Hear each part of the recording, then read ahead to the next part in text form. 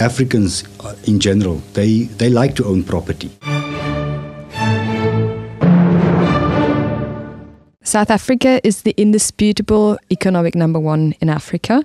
How does South Africa position itself in the African real estate market? Yes, South African real estate companies has really started to expand into the African market, and they've opened offices in the region to really start the networking process. Because in Africa, you will realize that Africans in general, they like to own property. And South Africa is one of those places that is a favorite destination for everybody. For Africans, it's a really important destination. So you will find that in this networking, we will see that South Africa is really moving up in the property market, and you will see a lot of more foreigners coming into the country to purchase properties.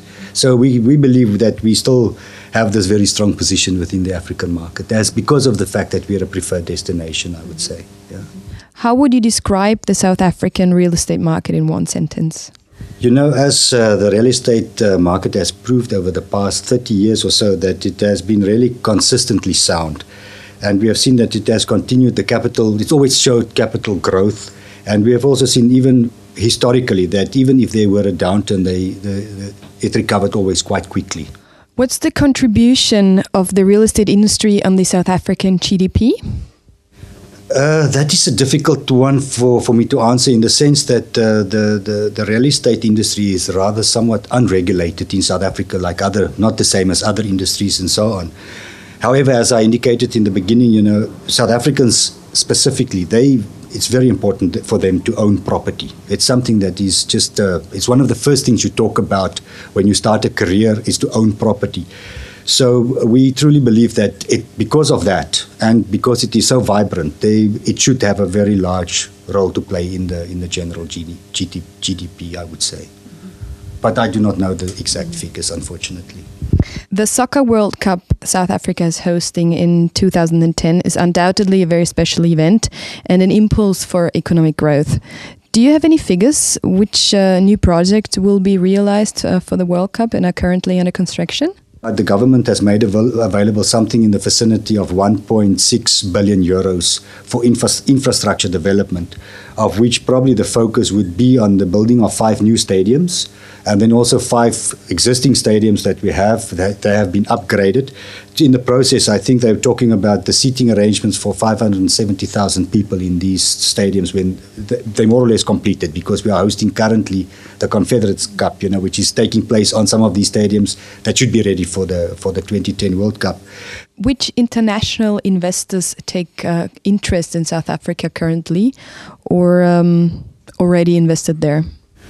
Well, your major international investors that are in South Africa are definitely the UK and your European countries mainly, but also, of course, the United States and Russia. We also have some interest from Nigeria and the Middle East mainly.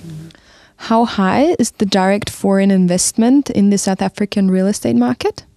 I spoke to some people in the real estate industry, and they say that foreigners at this stage, there are foreigners that, of course, have properties, but it's not very large. It's actually still very, very small.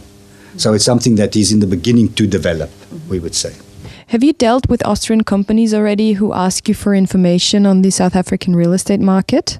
And have you been involved in startups already of Austrian companies over there? The questions come, what is the situation on the real estate market and so on. But although we receive many questions, I haven't really actually can say that from the embassy side, we have been part of any startup or really very serious inquiry from company side. From individual side, yes, of course. We know there are a number of Austrians that own property in South Africa, and even from officials that have been stationed there coming back looking at retirement and so on, they purchase properties. Which cities or regions of South Africa do you think are of special interest for real estate investors? In terms of individuals, I would say probably Cape Town area would be more attractive to individuals. But then on the other hand, the business focus is in Gauteng area, which is the cities Johannesburg and Pretoria. Which sectors of the South African real estate market do you think are of special interest for investors? Is it infrastructure or residential, retail, leisure, golf courses? For sure leisure. I think, the government has made very clear the infrastructure, especially linked to 2010, but accommodation is one of those areas which is in our tourism promotion and so on, is really an area that's getting a lot of attention. So my personal and also the colleagues from the real estate, they would tell you leisure is by far the hotel business, beds and breakfast, lodges and so forth. This is really the focus area at the moment. Are there any rules or regulations that make it difficult for foreign investors to make business in the real estate market in South Africa? There's a lot of support, and we really try to make it as easy as possible for foreign investors when in the purchasing of property, and also capital and interest can be repatriated to your country of origin as well.